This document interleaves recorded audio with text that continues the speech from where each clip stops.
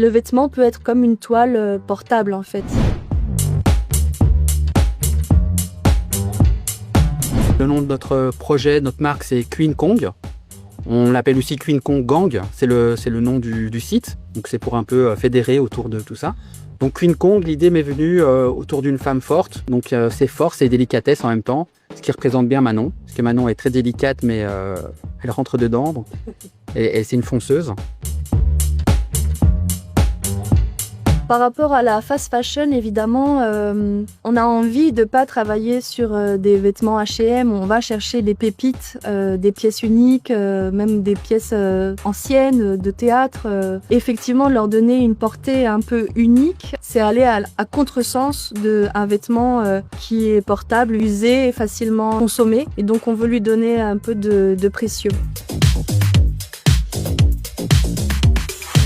Le vêtement peut être comme une toile portable en fait. C'est un support et je suis peintre, je fais de la gravure, de la sculpture, mais moi ce qui m'intéresse c'est d'interroger les supports. Donc je peux peindre sur des jantes de voiture. Le vêtement, ça donne la possibilité aux gens de pouvoir porter une œuvre d'art, de sortir avec. C'est ce qui nous fait plaisir, c'est que les gens ont vraiment un rapport spécial avec nos vêtements. Ça leur appartient, ils se l'accaparent, donc c'est toujours très amusant de voir des gens avec nos vêtements.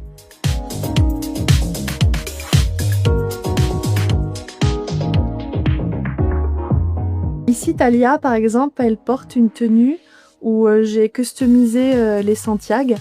Donc là, elle porte des grandes chaussures avec de la peinture textile pour cuir. J'ai déstructuré son pantalon avec des sprays aussi textiles. Ça, c'est un haut en alpaga peint et elle a un petit body que chaque modèle portera avec des dessins de tatouages. Body avec des synthétiseurs, ça c'est ma dernière série. Je trouve ça assez intéressant aussi de travailler sur la musique, le punk, le rock. Et là il y a tout un univers marin. Là c'est les tatouages de marins avec le phare, la sirène, parfois des personnages hybrides, mi-femme, mi-papillon, comme la femme serpent.